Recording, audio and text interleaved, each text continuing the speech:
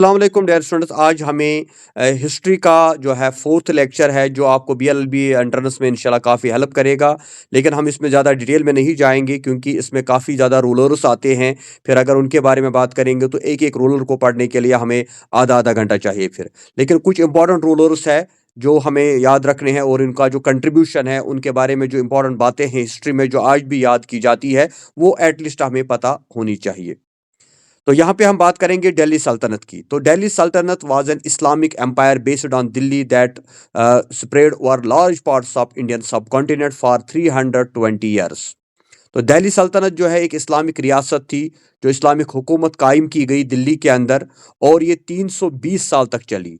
और इंडियन सब कॉन्टिनेंट यानी इसमें इंडिया, पाकिस्तान, बांग्लादेश और नेपाल का एरिया भी आता है। जो मॉडर्न इंडिया है, जो पाकिस्तान है इस वक्त, जो बांग्लादेश है और जो नेपाल का कुछ हिस्सा है, वो इस एम्पायर का हिस्सा था। 1206 से लेकर 1526 तक ये दिल्ली सल्तनत कायम रही। और इसमें जो मेजर डायनास्टीज है, there were 5 dynasties ruled over the Delhi Saltanat. इसमें एक के बाद एक 5 सल्तनतें आई। पहली सल्तनत थी ममलूक डायनास्टी, जिसको स्लेव डायनास्टी भी कहते हैं। दूसरी थी खिलजी डायनास्टी। तीसरी डायनास्टी थी तुगलक डायनास्टी। फोर्थ वन है Sayyid dynasty and fifth one is Lodi dynasty. तो इन 5 डायनास्टीज ने हिंदुस्तान के ऊपर रूल किया 320 साल तक, जिसको दिल्ली सल्तनत के नाम से जाना जाता है। अब इस दिल्ली सल्तनत की बात अगर हम करें तो शुरुआत कैसे होती है। कल के लेक्चर में मैंने आपको बताया था कि जब पहली बार मोहम्मद बिन कासिम आया था हिंदुस्तान पे हमला करने के लिए, उसने मुल्तान और जो है सिंध को फतह किया, लेकिन फिर उससे वो आगे नहीं बढ़ पाया। उसके बाद महमूद गजनवी आया, उसने अटैक किया। फिर महमूद गौरी आया। तो महमूद गौरी के दौर में ही एक गुलाम उसके साथ था जिसका नाम था कुतुबुद्दीन ऐबक, जो एक गुलाम था जिसको उसने तुर्की से खरीदा था। और ये बड़ा वफादार गुलाम था जो हर जंग में उसके साथ साथ था। और बाद में जब महमूद गौरी की डेथ हुई तो महमूद गौरी ने उससे पहले इसको दिल्ली का गवर्नर बनाया था, और बाद में इसी ने यहाँ पर ये डायनास्टी शुरू की जिसको हम दिल्ली सल्तनत के नाम से जानते हैं। तो शुरुआत होती है slave dynasty, ruled from 1206 to 1290। It was a name of Mamluk. It is also known as Mamluk dynasty.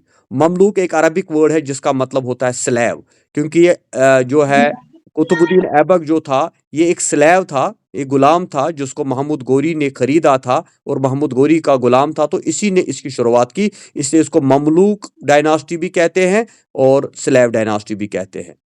तो नीचे हम देखते हैं कुतुबुद्दीन ऐबक जो 1206 से लेकर 1210 तक 4 साल तक हिंदुस्तान का रूलर रहा। लेकिन इन 4 सालों में इसने बहुत बड़े कारनामे किए और बहुत इंपॉर्टेंट रोल है इसका हिंदुस्तान की हिस्ट्री में। तो पहला क्या है, Qutbuddin Aibak founded the slave dynasty. ये क्वेश्चन बहुत बार पूछा गया है कि स्लेव डायनास्टी का फाउंडर कौन है या कुतुबुद्दीन ऐबक ने कौन सी डायनास्टी बनाई थी।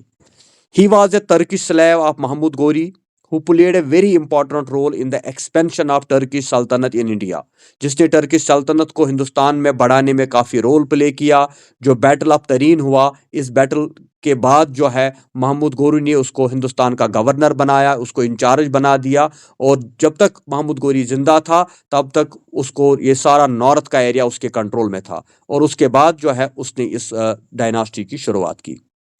Muslim writers call him Aibak or Lakh Bakish because he was giving lakhs rupees as a donation. कहते हैं ये कुतुबुद्दीन ऐबक बड़ा दयालु बंदा था। इसने ये काफ़ी गरीबों की मदद करता क्योंकि खुद इसने गरीबी देखी थी, खुद ये गुलाम था। तो इसलिए ये लाखों रुपया जो था, जिस तरह आजकल हम करोड़ों की बात करते हैं, मिलियन बिलियन की बात करते हैं, तो ये लाखों रुपया डोनेट करता था। इसलिए इसको लोगों ने लाख बख्श भी का नाम रखा, ऐबक का नाम रखा। कुतुबुद्दीन ऐबक इसको इसीलिए बोलते हैं। ही वाज टाइटल्ड सुल्तान। उसको सुल्तान, ये पहला बंदा था हिंदुस्तान का रूलर जिसको सुल्तान के नाम से पुकारा गया। And he made Lahore his capital. उसने लाहौर को अपनी कैपिटल बनाया।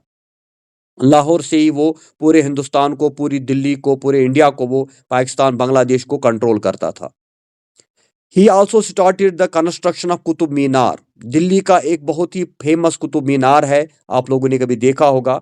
तो कुतुब मीनार जो है ये बेसिकली कुतुबुद्दीन ऐबक ने ही बनाया था जो गुलाम था। लेकिन फर्स्ट स्टोरी, पहली स्टोरी इसने बनाई, लेकिन ये उसको कंप्लीट नहीं कर पाया, बीच में ही इसकी मौत हुई। और उसके बाद इस कुतुब मीनार को कंप्लीट किया अल्तमश ने, जो इसके बाद किंग बना था, रूलर बना था। तो कुतुबुद्दीन ऐबक ने इस पे काम शुरू किया था, अल्तमश ने ये कुतुब मीनार जो है इसको मुकम्मल किया।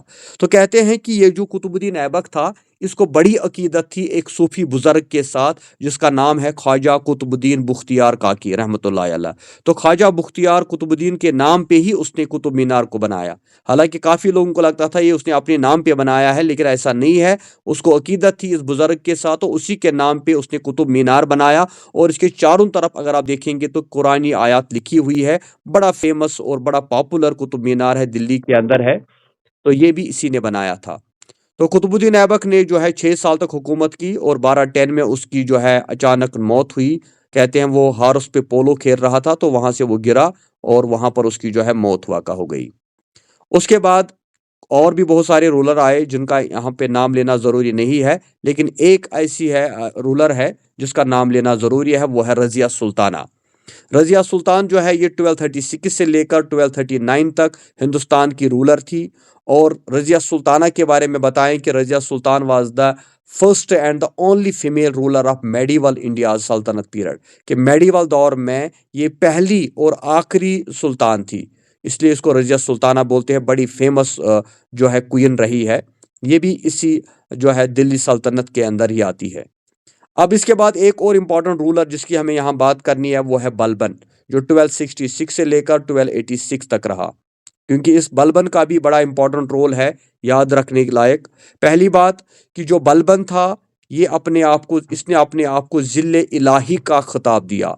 जिल्ले इलाही का मतलब होता है गॉड शैडो ऑन अर्थ, यानी ये अपने आप को ऊपर वाले का जो है रिप्रेजेंटेटिव मानता था, और लोगों को कहता था कि वो इसका सजदा करे।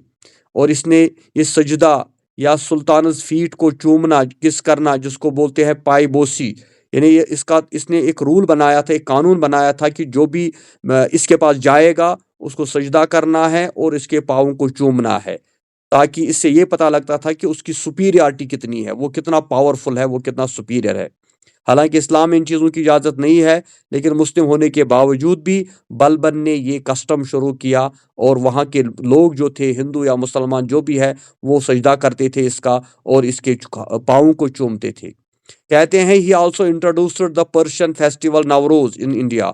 उसी ने यहाँ पे हिंदुस्तान के अंदर ये नवरोज का जो फेस्टिवल मनाया जाता है, आज भी यहाँ मनाया जाता है, तो ये असल में ईरान से लाया था उसने, और इसकी शुरुआत भी इसी बलबन ने की। बलबन के बाद आती है खिलजी डायनास्टी, जो 1290 से लेकर 1320 तक रही। तो ये खिलजी डायनास्टी जो है, इसका फाउंडर था Jalaluddin Khilji. He was the founder of Khilji dynasty, and he was 70 year old when he assumed power. कहते हैं वो 70 साल का था जब उसने खिलजी डायनास्टी की बुनियाद रखी। लेकिन ज़्यादा देर तक ये नहीं चला, कुछ सालों के बाद ही 1290 से लेकर 96 तक ये रहा। तो उसके बाद उसका जो सन इन लॉ था, उसकी बेटी थी, उसका बेटा नहीं था, सन इन लॉ था, जो उसका निफ्यू भी था। तो उसका नाम था अलाउद्दीन खिलजी। बड़ा नाम, पॉपुलर नाम है, सुना होगा आपने। तो अलाउद्दीन खिलजी जो है, he was the nephew and son in law of Jalaluddin Khilji. Khilji dynasty का वो किंग, वो पॉपुलर किंग जो आज भी हिस्ट्री में याद रखा जाता है। और आपने शायद उसकी फिल्म भी देखी होगी अलाउद्दीन खिलजी की, देखी है किसी ने? Yes sir. तो अलाउद्दीन खिलजी जो है, इसके ऊपर जो है फिल्म भी बनाई है रणबीर कपूर ने शायद। सर रणवीर सिंह ने। हाँ, रणवीर सिंह ने, चले देखिए आपने। तो इससे जब आपका आज का लेक्चर आप सुनोगे तो वो चीज़ आपके पास आएंगे, क्योंकि काफ़ी बातें आप उसमें देखते हो, बहुत सारी चीज़ें गलत भी होती है, सही भी होती है। तो कुछ चीज़ें अच्छी भी है, कुछ चीज़ें ख़राब भी है। तो अलाउद्दीन खिलजी जो था, ये बहुत ही फेमस पॉपुलर रहा। और इसने अपने दौर में जो है खिलजी डायनास्टी को, दिल्ली सल्तनत को नॉर्थ से लेकर साउथ तक पूरी तरह से फैलाया। लेकिन जो बलबन था, बलबन के मुकाबले में ये काफ़ी टॉलरेंट था, क्योंकि बलबन जो था वो लोगों को कहता था सजदा करो, वो काफ़ी ज़्यादा स्ट्रिक्ट बंदा था। लेकिन कहते हैं कि जो अलाउद्दीन खिलजी था, ये उतना जो है ये काफ़ी टॉलरेंट था। और इसने बहुत सारे जो है कस्टम्स जो थे उनको बंद कर दिया। जैसे उससे पहले शराब आम थी, तो उसने क्या किया कि हाँ, the public sale of liquid and drugs was totally banned. इसने अपने दौर में शराब पे, ड्रग्स पे पूरी तरह से बैन लगा दी। दूसरी चीज जो उसने की, that is the intelligence system was reorganized and all secret activities of the nobles were immediately reported to the sultan. इसने सीबीआई या एनआईए की तरह एक इंटेलिजेंस सिपाही सिस्टम बनाया था, जासूस रखे थे जो इसको नोबल्स के बारे में, जो जागीरदार थे, जो वहाँ पे बड़े अमीर लोग थे जिनसे इसको खतरा था, जो इसके खिलाफ साजिश कर सकते थे, उनकी सारी रिपोर्टिंग इसको पहुंचाते थे। तो इसने जासूसों का एक टेला बनाया था। And he also seized the property of nobles. इसने इन बड़े बड़े जागीरदारों की प्रॉपर्टी भी कब्जे में कर ली। और एक और चीज इसने अपने सिस्टम में कर दी थी कि social gatherings and festivals without the permission of sultan were not allowed. इसने कहा कि कोई भी फंक्शन होगा, कोई भी गैदरिंग होगी, जब तक सुल्तान की परमिशन ना मिले तब तक इनको अलाउ नहीं करेंगे। और इससे क्या हुआ कि उसका दौर जो था ये रेबेलन, बगावतों से दूर रहा। यानी उसके खिलाफ किसी में हिम्मत नहीं हुई बगावत करने की। अलाउद्दीन खिलजी का इतना रोब दाब था लोगों के ऊपर, इन नवाबों के ऊपर, या हम कहेंगे इन जागीरदारों के ऊपर, कि कोई भी इसके खिलाफ जो है बगावत नहीं कर सका। अलाउद्दीन खिलजी की एक आर्मी थी, बड़ी स्ट्रांग आर्मी उसने बनाई थी। खिलजी का परचम ऊपर रहे, आपको याद आ रहा होगा वो सीन। यानी इसके अंदर बड़ी ताकत थी, बड़ी मोटिवेशन पावर थी। इसने अपने फौजियों को, अपनी आर्मी को बड़ा स्ट्रांग बनाया था और उनके अंदर जो है जज्बा बनाया था, नेशनलिज्म की फीलिंग डेवलप की थी। तो he maintained a huge permanent standing army.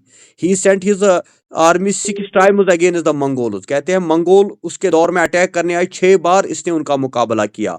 The first 2 were successful but third Mongol invader Khwaja came to Delhi but was stopped from entering in Delhi. कहते हैं 2 बार तो इसको ने रोका, लेकिन एक मंगोल जो था वो दिल्ली तक आ पहुंचा, लेकिन फिर भी वो दिल्ली के अंदर नहीं आ पाया। The next 3 Mongol invasions were also deal with secret, thousands of Mongols were killed। यानी अलाउद्दीन खिलजी के दौर में मंगोल्स ने हिंदुस्तान के ऊपर, चंगेज खान जो मंगोलों का सरदार था, उन्होंने काफी कोशिश की हिंदुस्तान पे कब्जा करने की, लेकिन ये अलाउद्दीन खिलजी था जिसने इन मंगोलों के हमलों को रोका और हिंदुस्तान को इनसे बचाया। इसके बाद इसने गुजरात के ऊपर अटैक किया और गुजरात को भी अपने कब्जे में किया। उसके बाद ये राजपूतान राज राज जो ये होते हैं राजपूत, राजपूतों के साथ इसने लड़ाई की। और वहाँ पर चित्तौड़ की हम बात करें, वहाँ पर भी अलाउद्दीन खिलजी ने अटैक किया, वहाँ पर जो फोर्ट था उसको अपने कब्जे में लिया।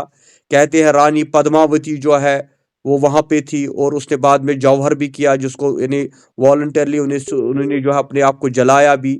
तो इस तरह से वो बड़ी बहादुरी से वो इनके साथ मुकाबला करता रहा, और इस तरह से उसने बहुत सारे जो राजस्थान के इलाके हैं, गुजरात के इलाके हैं, वो सारे जो है अपने कब्जे में कर लिए और एक बहुत बड़ी एम्पायर खड़ी कर दी। और नॉर्थ से लेकर साउथ तक लोग उसको मास्टर ऑफ नॉर्थ के नाम से पुकारने लगे। तो आगे हम देखते हैं जो जो अलाउद्दीन खिलजी था। अलाउद्दीन खिलजी कहते हैं ही वाज एन इलिटरेट। वो पूरी तरह से इलिटरेट बंदा था, बट स्टिल अमीर हसन और अमीर खुसरो 2 शायर पैदा हुए हैं उसके दौर में, और वो काफ़ी ज़्यादा जो है उनकी इज्जत करता था। इतना ही नहीं बल्कि उसने ये जो है अमीर खुसरो जो है एक शायर है, बड़े फेमस शायर है, उनको तोतिए हिंद का खिताब भी दिया, तोतिए हिंद या तोते हिंद। और खुद को वो सिकंदर आजम के नाम से पुकारता था, अपने आप को वो सिकंदर आजम समझता था। उसको लगता था कि सिकंदर की तरह मैं पूरी दुनिया पे कब्जा करूंगा। लेकिन अचानक उसकी मौत हो जाती है 1316 में, और उसके बाद जो है खिलजी डायनास्टी का जवाल शुरू हो जाता है। Qutbuddin Mubarak Shah, after the death of Alauddin Khilji, Qutbuddin Mubarak Shah उसका एक बेटा जो है वो इस दिल्ली सल्तनत पे बैठता है, लेकिन कुछ टाइम के बाद ही उसको कत्ल किया जाता है। वो कुछ खास कर नहीं करता। उसके बाद नसीरुद्दीन शाह आता है। ये वो फिल्म वाला नसीरुद्दीन शाह नहीं है, नसीरुद्दीन खुसरो शाह है। तो नसीरुद्दीन खुसरो शाह जो है ही किलर मुबारक शाह, उसी ने मुबारक शाह को मारा। एंड उसके बाद जो है उसने रूल किया, लेकिन कुछ टाइम के बाद उसकी भी मौत हुई। एक बंदा था जिसका नाम था गयासुद्दीन तुगलक, तो उस गयासुद्दीन तुगलक ने उसको मारा, और उसके बाद उसने भी कब्जा कर लिया दिल्ली सल्तनत पे। और इस तरह से उसने तुगलक डायनास्टी को जो है एस्टैब्लिश किया। आवाज ठीक आ रही है? Yes, sir. हाँ, तो इसमें बहुत सारे रूलर्स है, इसीलिए मैं ज़्यादा डिटेल में नहीं जाता। जो इम्पोर्टेंट रूलर्स है जैसे अलाउद्दीन खिलजी की हमने बात की या कुतुबुद्दीन ऐबक की हमने बात की। अब आती है तुगलक डायनास्टी 1320 से लेकर 1414 तक। तो ये डायनास्टी जो है ये गयासुद्दीन तुगलक, जिसका गाजी मलिक भी नाम था, उसी ने शुरू की। He is the founder of Tughlaq dynasty. तो गयासुद्दीन तुगलक जो है उसी ने उसने फाउंडेशन रखी थी तुगलक आबाद की, जो दिल्ली के अंदर एक फोर्ट उसने बनाया था, एक किला बनाया था तुगलक आबाद। वहाँ पे वो शहर उसने बनाया था दिल्ली के अंदर, और यहाँ पर जो है उसने अपनी सल्तनत कायम की। और गयासुद्दीन तुगलक जो है उस कहते हैं कि उसको भी जो है इट इज़ बिलीव्ड दैट कि Jauna Khan killed his father and ascended the throne with title Muhammad Tughlaq, Muhammad bin Tughlaq, कि जो उसके बेटे थे उन्होंने ही उसका कत्ल किया, और उसके बाद मोहम्मद बिन तुगलक जो है वो हिंदुस्तान का बादशाह बना, जिसको जोना खान के नाम से भी लोग जानते हैं। क्योंकि ये जोना खान जो था ये बड़ा अच्छा इंटेलिजेंट बंदा था, बड़ा पढ़ा लिखा बंदा था। कहते हैं he was a very interesting character in the history of medieval times because of his ambitious schemes and noble experiments. उसने कुछ वो बड़े बड़ा ड्रीम देखता था, बड़े ख्वाब उसके थे, बड़े एक्सपेरिमेंट उसने किए, जिस वजह से मेडिवल हिस्ट्री में उसको एक इंटरेस्टिंग कैरेक्टर के नाम से जाना जाता है। His noble experiments failed but still he introduced many changes. हालांकि जो उसने कहा था वो तो हुआ नहीं, लेकिन फिर भी उसने कुछ बहुत सारे रिफॉर्म्स लाए। पहली चीज उसने जो की कि Muhammad bin Tughlaq was the only Delhi sultan who had received a comprehensive literary, religious and philosophical education. ये मैंने अंडरलाइन भी किया है। यानी मोहम्मद बिन तुगलक दिल्ली सल्तनत का वाहिद एक ऐसा रूलर था जिसने बहुत अच्छी एजुकेशन हासिल की थी, लिटरेचर पढ़ा था, मजहबी तालीम पढ़ी थी और फिलॉसफी भी पढ़ी थी। He was very tolerant in religious matters में, और वो सेक्युलर था, रिलीजियस टॉलरेंट था, मजहब के मामले में लोगों के मजहब में ज़्यादा इंटरफेयर नहीं करता था। नॉन मुस्लिम्स भी उसके दौर में काफ़ी हैप्पी थे। He maintain diplomatic relations with countries like Iran, Egypt and China. उसने जो है इंटरनेशनल रिलेशन उसको जन्म दिया, यानी उसका नज़रिया बड़ा था। वो चाहता था कि हिंदुस्तान की रिलेशन बाकी कंट्रीज़ के साथ मजबूत हो जाए। तो उसने अपने डिप्लोमेट्स वहाँ पे भेजे, अपने जो है एम्बेसडर्स भेजे, इजिप्ट भेजा, चाइना और ईरान, और उनके साथ अपनी जो है रिलेशन मजबूत की। इतना ही नहीं, कहते हैं the famous traveller Ibn Battuta, एक फेमस ट्रैवलर है इब्न बतूता, जिसने एक सफ़रनामा, एक किताब भी लिखी है जिसका नाम है राहिला। इब्न बतूता एक फेमस ट्रैवलर है, उसने एक किताब लिखी है जिसका नाम है रहला, रहला REHLA। तो रहला ये बड़ी पॉपुलर किताब है जिसमें उसने पूरी दुनिया का सफ़र किया था इब्न बतूता ने, और फिर वो उस किताब में अपने सफ़रों की जो कहानी लिखता है। जैसे आजकल हमारे ये सोशल मीडिया यूट्यूबर जाते हैं एक्सप्लोर करने, तो इसी तरह ये भी पूरी दुनिया को एक्सप्लोर कर चुका था, और फिर इसने एक किताब भी लिखी थी सफ़रनामा रहला। तो वो यहाँ आता है इसी के दौर में, और इसको यहाँ पे इसने काजी बनाया, दिल्ली का काजी बनाया। 8 साल तक वो दिल्ली में रहा और दिल्ली में वो काजी रहा। तो इसीलिए हम कहते हैं कि मोहम्मद बिन तुगलक जो है जोना खान, ये बड़ा अ, अच्छा बंदा था, बड़ा फेमस बंदा था, बड़ी अच्छी चेंजेस लाई इसने हिंदुस्तान की हिस्ट्री में, और दिल्ली सल्तनत को भी इसने काफ़ी फ़ायदा पहुंचाया।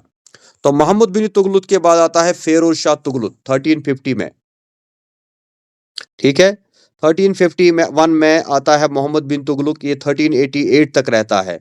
लेकिन इसके बारे में भी कहा जाता है कि इसने भी काफ़ी अच्छा काम किया। सबसे पहले after the death of Mohammad bin Tughlaq, Feroz Shah Tughlaq was chosen as the sultan by the nobles. तो फेरोज शाह तुगलक अपने बाप के मरने के बाद 1351 में दिल्ली सल्तनत का बादशाह बना, और उसने जो चेंज लाई that is he was the first sultan to impose an irrigation tax. यह पहला सुल्तान था हिंदुस्तान का जिसने इरिगेशन टैक्स लगाया, पानी के ऊपर टैक्स लगाया। लेकिन ये पानी का टैक्स क्यों लगाया? कहते हैं कि उन दिनों हिंदुस्तान में पानी की काफ़ी किल्लत थी, किसानों को पानी नहीं मिलता था। तो इसने क्या किया, he built number of irrigation canals and wells, जिसमें लॉन्गेस्ट कैनाल है 200 किलोमीटर, 200 किलोमीटर इसने एक कैनाल बनाई, सतलज दरिया से लेकर हांसी तक। तो इसके बाद दूसरी कैनाल बनाई यमुना से हिसार तक। तो ये कैनाल जो इसने बनाई, इसके ऊपर काफ़ी पैसा खर्च हुआ, किसानों को फ़ायदा मिला, पानी मिला, तो उसने फिर इसके ऊपर टैक्स भी लगाया। कहा भाई मैंने आपके लिए काम किया तो आपको टैक्स देना पड़ेगा। इतना ही नहीं, कहते हैं उसके दौर में 1200 फ्रूट गार्डन जो है दिल्ली के अंदर लगाए गए। दिल्ली को इतना खूबसूरत बनाया गया कि यहाँ पर 1200 फ्रूट गार्डन उसने अपने, यानी बड़ा ये शौकीन था एग्रीकल्चर फील्ड में, इसने काफ़ी अच्छा काम किया। ये था फिरोज शाह तुगलक। ठीक है, यहाँ तक ठीक आ रहा है? Yes sir. जी सर। इसके बाद आती है सईद डायनास्टी, जो 1414 से लेकर 1451 तक रही, लेकिन इसमें मुझे लगा कोई इंपॉर्टेंट चीज़ नहीं है। सिर्फ ये याद रखना है कि सईद डायनास्टी आई थी, कोई खास इंपॉर्टेंट रोल इनका नहीं रहा।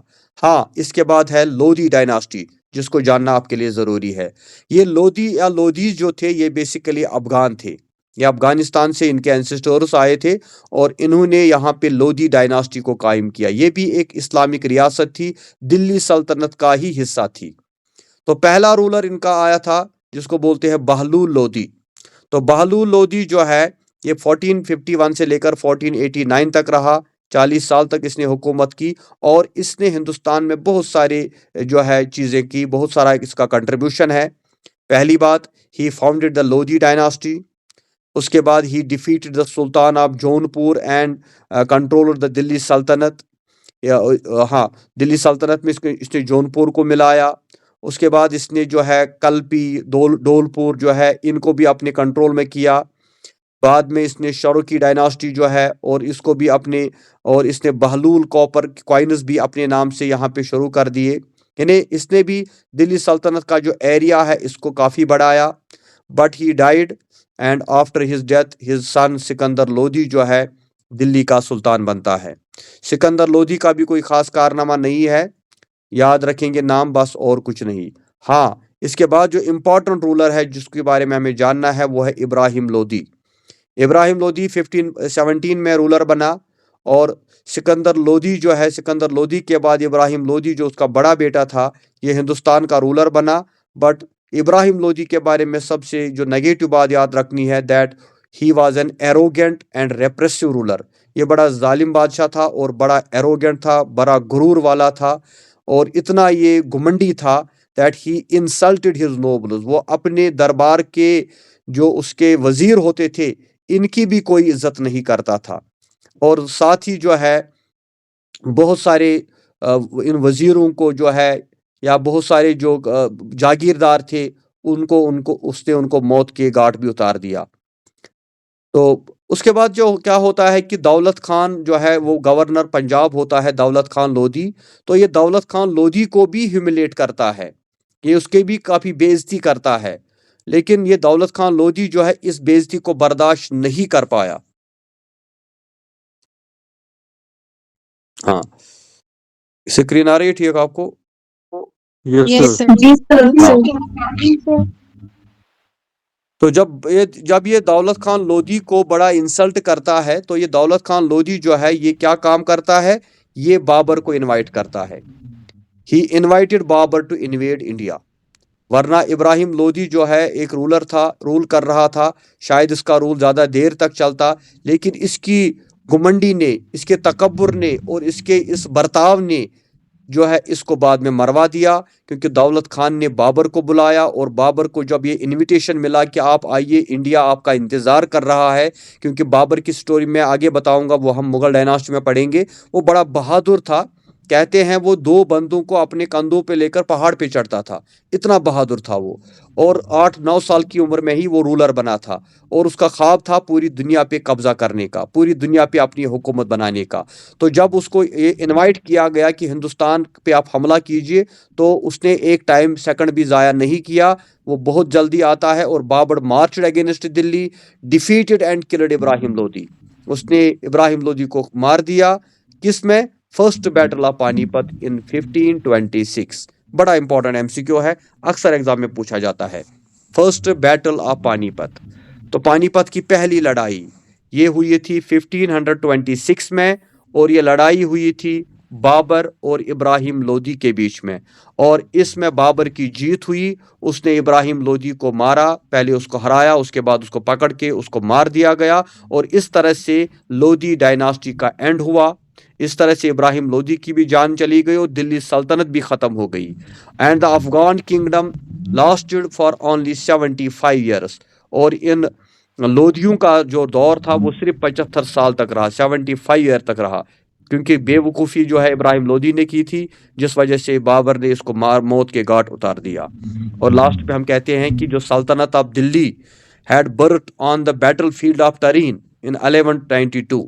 ये भी याद रखना है कि जो दिल्ली सल्तनत की जो शुरुआत हुई थी वो 1192 में हुई थी, जब बैटल ऑफ तरीन हुआ था। और इस जगह से थोड़ा दूर आपको मिलेगा बैटल ऑफ पानीपत, जहां पर इस सल्तनत का एंड हुआ 1526 में, जब बाबर ने इब्राहिम लोदी को मारा और फर्स्ट बैटल ऑफ पानीपत को जीता और हिंदुस्तान में मुगल डायनास्टी की शुरुआत हुई, जो हिंदुस्तान का कहिए आप एक इम्पॉर्टेंट पीरियड था, जिसमें बड़े बड़े किंग, बड़े बड़े रूलर आए, जिनके बारे में इंशाल्लाह हम कल पढ़ेंगे। ठीक है।